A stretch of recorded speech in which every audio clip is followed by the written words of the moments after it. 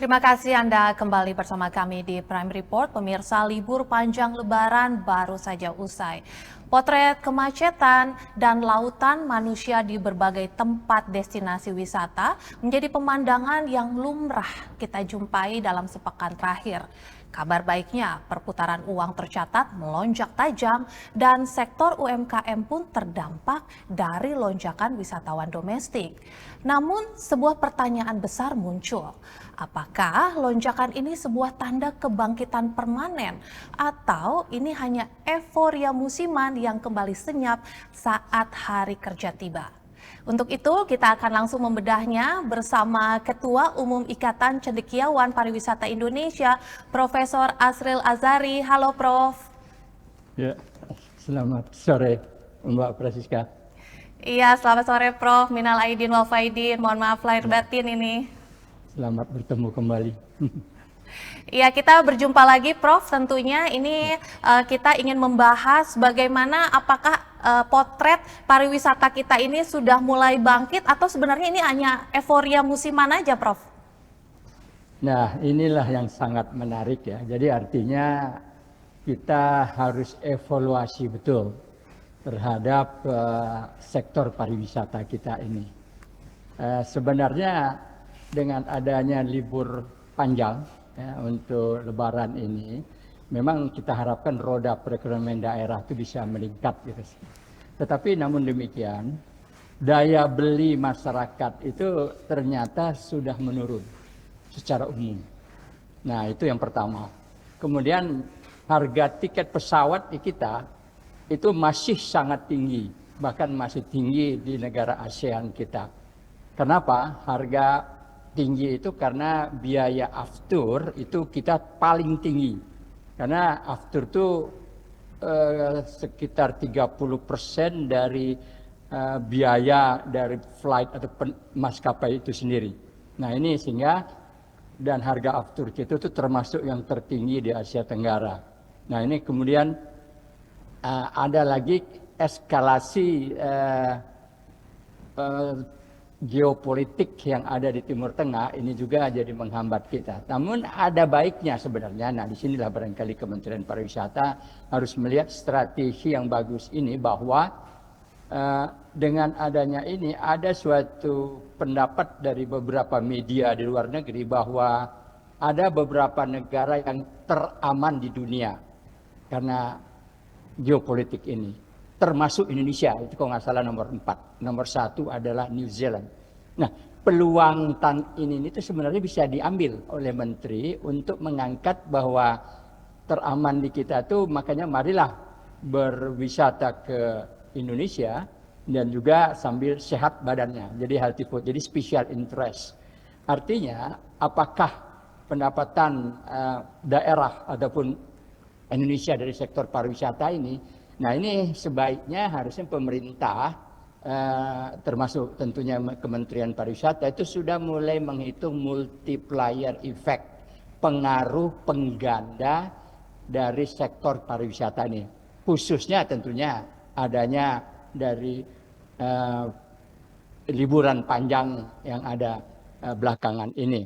Nah, multiplier effect itu kita kan sangat jarang sekali menghitungnya. Karena menghitung multiplier effect itu baik direct effect, pengaruh langsung, yang tidak langsung, ikutan, dan total effect-nya. Nah, harusnya ada hitungan dan mengevaluasinya. Dan mengevaluasi ini bisa kita bandingkan juga dengan tahun yang lalu. Dengan beban yang ada di geopolitik, sebenarnya bisa mengangkat juga strategi kita untuk mengangkat daerah. Nah, permasalahannya adalah bahwa pariwisata di daerah itu juga seperti Bali saja sudah terjadi beberapa indikasi terhadap overtourism. Nah, namun demikian overtourism terjadi, namun pendapatan ke negara atau pemerintah daerah juga kelihatan tidak signifikan berbanding tidak lurus. Contohnya terjadinya the shadow economy, terutama khususnya di Bali, bahwa orang wisatawan ternyata tidak berada di hotel-hotel, tetapi berada di resort ataupun villa yang tidak terdaftar, sehingga inilah yang menimbulkan the shadow economy. Sayang, shadow economy ini kenapa tidak segera ditelusuri sehingga menjadi pendapatan, terutama khusus untuk pendapatan daerah. Dan ini cukup besar. Jadi akhirnya kalau menurut saya, dalam satu sisi terjadi penurunan daya beli masyarakat, tapi namun demikian bahwa the shadow economy itu juga telah terjadi. Nah ini juga kenapa? Karena banyak pemilik dari villa ataupun resort yang ada, karena mereka itu melaksanakannya itu oleh orang asing. Nah orang asing ini ya tentu menggunakan nominis. Nah nominis itu berkembang sekali banyak di Bali. Nah ini permasalahannya adalah karena terjadinya visa yang bebas visa.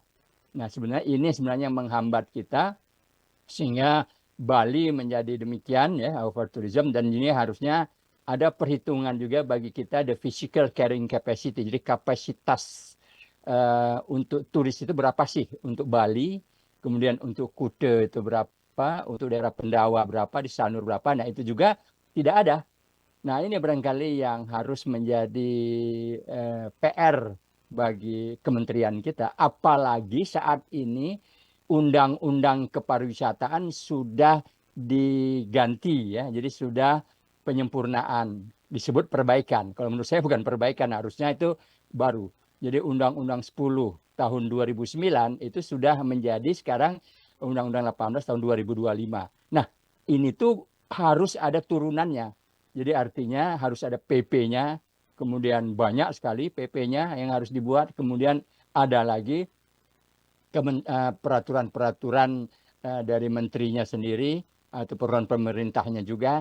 Nah ini bermasalah karena kenapa undang-undang tersebut itu tidak selesai. Jadi seperti istana yang bagus dari luar, tetapi kamar-kamarnya belum terjadi. Nah ini ya, saya ibaratkan demikian, sehingga karena masih banyak PR bagi Kementerian Pariwisata untuk mengembangkan regulasi yang ada.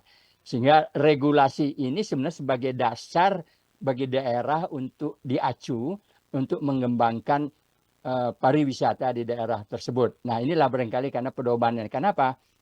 Bergesernya paradigma undang-undang yang baru ini adalah karena lebih diutamakan kepada ekosistem. Jadi ekosistem itu sebagai dasar filosofis yang ada terhadap peraturan-peraturan atau regulasi yang ada untuk pariwisata kita.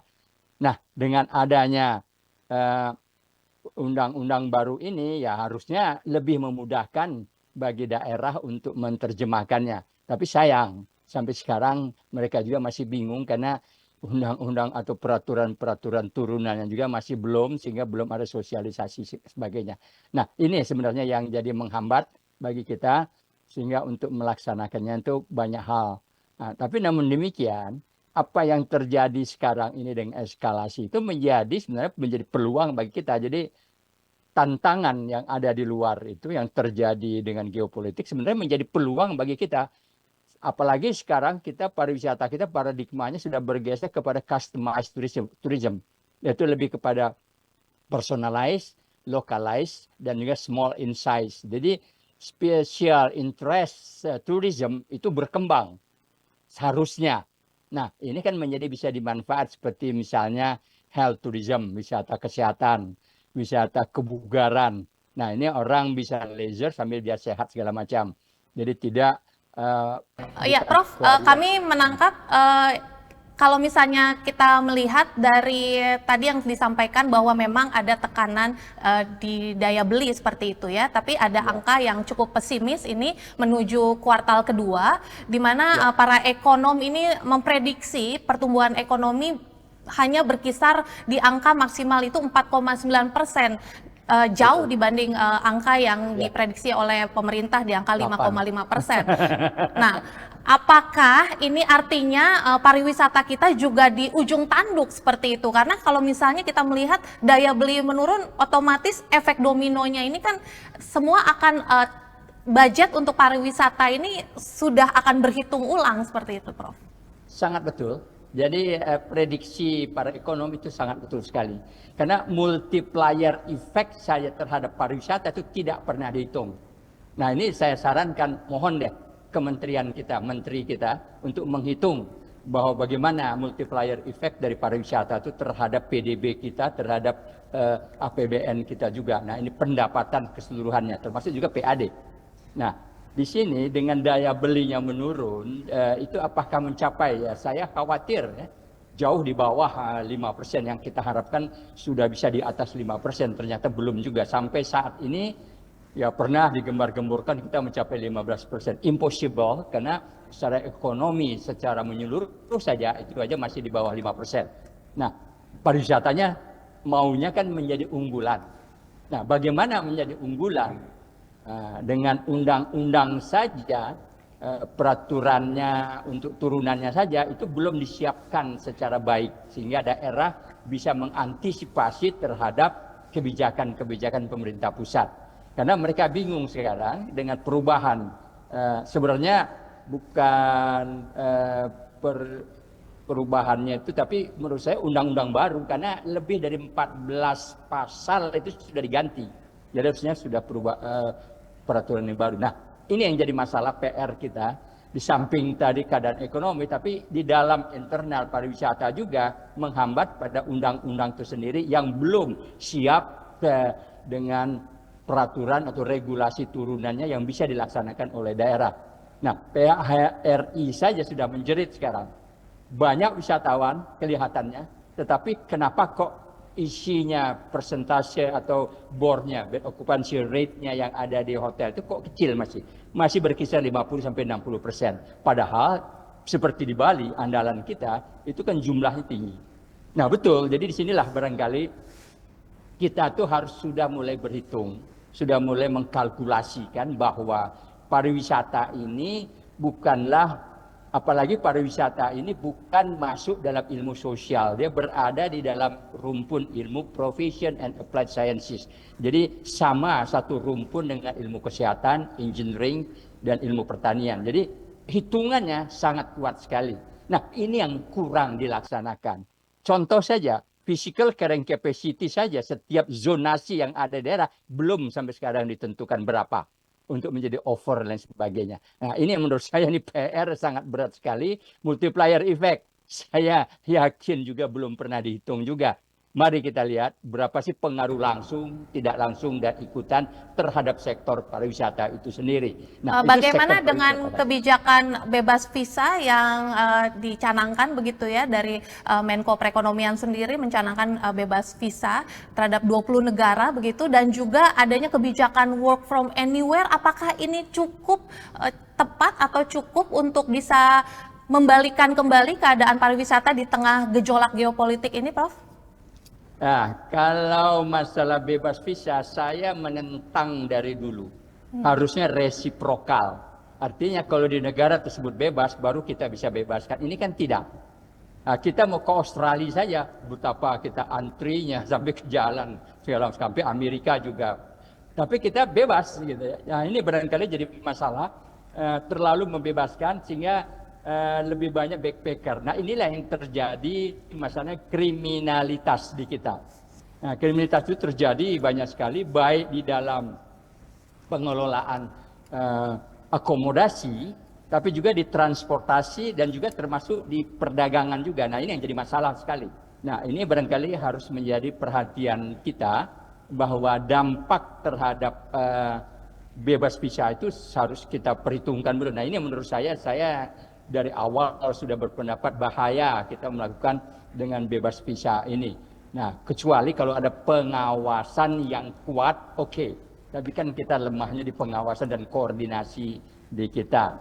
Nah, ini barangkali yang menurut saya bahwa dengan bebas visa itu menjadi hambatan bagi kita, karena harusnya menurut saya resiprokal sih oke.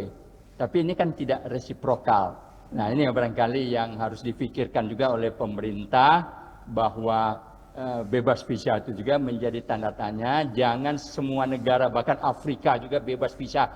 Nah ini kan jadi pertanyaan kita. Yang banyak datang itu mungkin bisa dipertimbangkan, tapi yang sangat jarang dianggap supaya bisa datang ke Indonesia. Nanti yang datang ke kita siapa saja.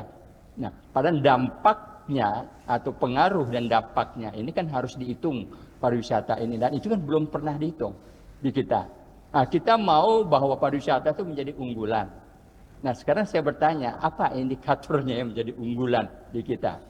Nah, waktu ini setiap menteri menyatakan pariwisata itu harus menjadi sektor unggulan. Oke, tapi sekarang pertumbuhannya saja apa bisa mencapai 5% aja masih tanda tanya bagi kita, usaha kita. Nah, harusnya peluang-peluang yang terjadi atau tantangan yang terjadi di luar itu bisa kita buat menjadi strategi kita. Padahal sebenarnya di media asing sudah menyatakan Indonesia atau Bali itu juga menjadi tempat yang teraman walaupun nomor 4 ya. Tapi ini kenapa nggak dipakai peluang-peluang seperti ini? Nah, ini ya, bagaimana yang... dengan strategi shifting market yang mungkin saat ini sedang dikejar oleh Kementerian Pariwisata tentunya, yang tadinya arah utama pariwisata kita itu kan Eropa, Timur Tengah, Amerika Serikat, sekarang akan melakukan shifting market ke arah Asia dan juga Australia yang diutamakan. Apakah ini menurut Prof sudah tepat langkah kebijakan ini, atau ini hanya menjadi momentum sesaat? Karena kalau kita bicara saat ini kan ini ibarat hanya mengejar kuantitas tanpa kualitas seperti itu. Nah, saya setuju sekali mengenai bahwa kita tuh terlalu ke kuantitas bukan ke kualitas. Apakah kita bisa mengejar? Saya khawatir. Padahal market kita yang terbesar itu kan negaranya pasti Australia, ya itu jelas ya. Malaysia, Singapura itu yang tertinggi, bahkan Brunei. Nah, tapi kita mengejar kepada sampai ke Afrika, ke Eropa, oke. Timur Tengah juga oke. Thailand saja yang sudah jadi overteam itu juga sudah mulai menurun mereka. Nah, kita harus hati-hati, belajarlah dengan Thailand yang sudah menjadi overtourism, di mana destinasinya juga sudah sangat menurun sekali. Nah, peluang itu terjadi itu harusnya kita angkat lagi menjadi peluang di Indonesia. Jadi hambatan-hambatan tersebut. Tetapi kebijakan kita harus secara ilmiah. Jadi harus dengan data. Jadi jangan dengan perasaan.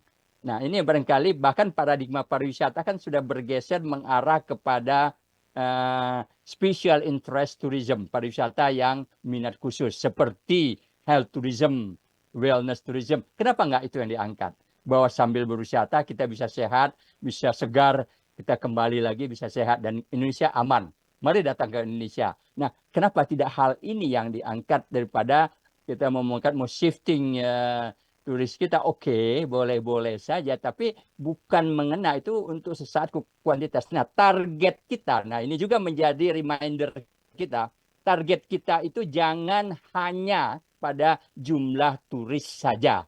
Coba ditambahkan juga dengan jumlah length of stay. Jadi lama tinggal turis itu di Indonesia. Kemudian berapa banyak spending money, uang yang dibelanjakannya di sektor pariwisata.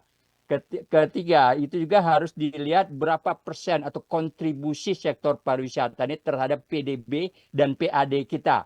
Produk domestik bruto, berapa persen? Apakah sudah mencapai 10%? No. Jadi masih jauh di bawah. Kemudian berapa penyerapan tenaga kerja baru di sektor pariwisata. Nah, kemudian tadi multiplier effect kenapa tidak pernah dihitung. Nah, ini reminder bagi Menteri Pariwisata nih. Nah, ini barangkali banyak sekali PR yang harus dilaksanakan. Tolong dah dikejar secara saintifik. Jadi pendekatannya itu secara presisi, secara saintifik. Di mana kita kemarin ini awal tahun saja terjadi kecelakaan di kita, tenggelamnya beberapa kapal pinisi kita di daerah Labuan Bajo, ada lebih dari 5. Kemudian korban yang terjadi orang Brazil yang di Rinjani. Nah, kemudian waktu Lebaran itu di Parangtritis, itu juga sudah terjadi kecelakaan. Nah, manajemen risiko dan mitigasi risiko kita sangat lemah. Nah, ini harus diperkuat supaya safety and security di untuk pariwisata itu jadi aman. Jadi si wisatawan datang ke Indonesia menjadi aman. Nah, tidak lagi kayak kemarin ini yang seorang pelatih sepak bola, dia tenggelam sama anaknya. Nah, ini sampai sekarang belum ketemu juga. Ya sudah. Nah, ini jadi masalah. Nah, kenapa tidak manajemen risiko ataupun mitigasi risiko? Sebab mitigasi risiko kita berbeda dengan mitigasi bencana. kita mitigasi karena kecelakaan pariwisata. Nah, bencana dengan bahasa, bencana sih kecelakaan juga, tapi kita kecelakaan karena di pariwisata. Nah, ini yang barangkali yang harus dipahami betul, bahwa manajemen risiko dan mitigasi risiko itu menjadi prasyarat sebelum destinasi itu dikembangkan. Nah, ini yang barangkali yang harus diperhatikan oleh pemerintah dan stakeholders kita atau pelaku industri kita untuk mengamankan jadi safety, security, dan hygiene. Nah, kita ya, apakah ini artinya, Prof, bahwa memang meskipun kita melakukan strategi atau langkah tercepat dengan cara shifting market tadi, sebenarnya tidak cukup kuat fondasinya, bahkan secara infrastruktur, tanpa adanya mitigasi resiko yang komprehensif begitu, Prof? Ya, betul, sangat betul. Karena yang tadi itu hanya sebagai jadi membuat hal yang cepat saja ya. Jadi kan kita instan ya, yang instan, tapi dasarnya tidak kita harusnya buatlah dasarnya baru untuk terusnya. Jadi untuk sesaat saja untuk menenangkan kita bahwa pariwisata kita jumlahnya banyak, tetapi terjadi kriminalitas di kita juga banyak, kecelakaan di kita juga banyak. Nah, ini the problem. Karena pariwisata itu harus safety, security, dan juga hygiene. Nah, Bali saja dia padat kita, kemudian sampahnya banyak, ya. Itu juga jadi masalah. Biasanya kita kalau dari bandara mau ke hotel itu barangkali 15 menit ya udah sampai. Sekarang 2 jam karena antrinya, macetnya, dan sebagainya. Belum banjir lagi. Nah, ini yang barangkali yang kurang diperhatikan oleh kita ya, dengan stakeholder, dan saya hanya menghimbau bagi pejabat-pejabat dari kementerian, tolong dasarnya pelajari lagi Undang-Undang yang nomor 18 tahun 2025 itu sudah tercantum. Nah, itu barangkali kita buat, kita jabarkan untuk dipakai untuk di daerah juga. Nah, satu lagi barangkali saya ingatkan juga bahwa UN Tourism sudah mengingatkan Indonesia bahwa penyelenggaraan pariwisata itu harus community based tourism. Artinya pariwisata diselenggarakan harus berbasis kepada komunitas lokal setempat. Kita hampir, saya yang menyebut ya, baik 5 yang destinasi super prioritas dan 10 yang prioritas, itu semuanya dari BUMN, jadi pemerintah. Tidak ada yang dikelola juga mengikut sertakan masyarakat, apalagi pendapatan dari daerah tersebut oleh pariwisata itu juga mampu meningkatkan pendapatan terhadap masyarakat lokal kita. Nah, itu belum dihitung. Nah, ini makanya saya sebut, tolong hitung direct effect, indirect effect, dan induced effect terhadap kepariwisataan kita, perbandingnya terhadap yang ada pendapatan di daerah tersebut. Nah, ini yang barangkali yang Prof, bicara tadi soal pariwisata lokal, ini kan sebenarnya dengan adanya gejolak geopolitik saat ini sudah wisata domestik ini dijadikan penopang utama seperti itu. Harapan pemerintah adalah seperti itu.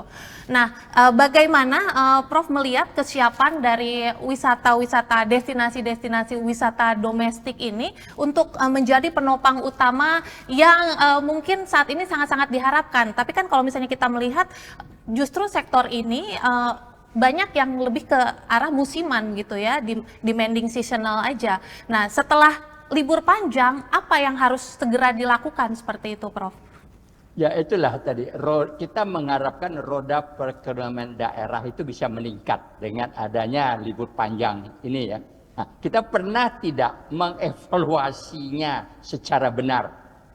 Nah, ini kan kadang-kadang kita menyatakan, oh ya sudah meningkat, betul, meningkat. Tapi dibandingkan dengan tahun-tahun yang lalu, ini dampaknya terhadap, itu saya bilang tadi, bahwa terjadinya di Parangtritis, Bantul, segala macam itu yang korban segala macam, meninggal. Nah, ini bagaimana sebenarnya? Jadi orang juga melihat bahwa kita, stakeholders maupun pemerintah, kok tidak lebih kepada safety and security-nya itu sekali. Jadi untuk bisa meningkatkan pendapatan daerah, oke.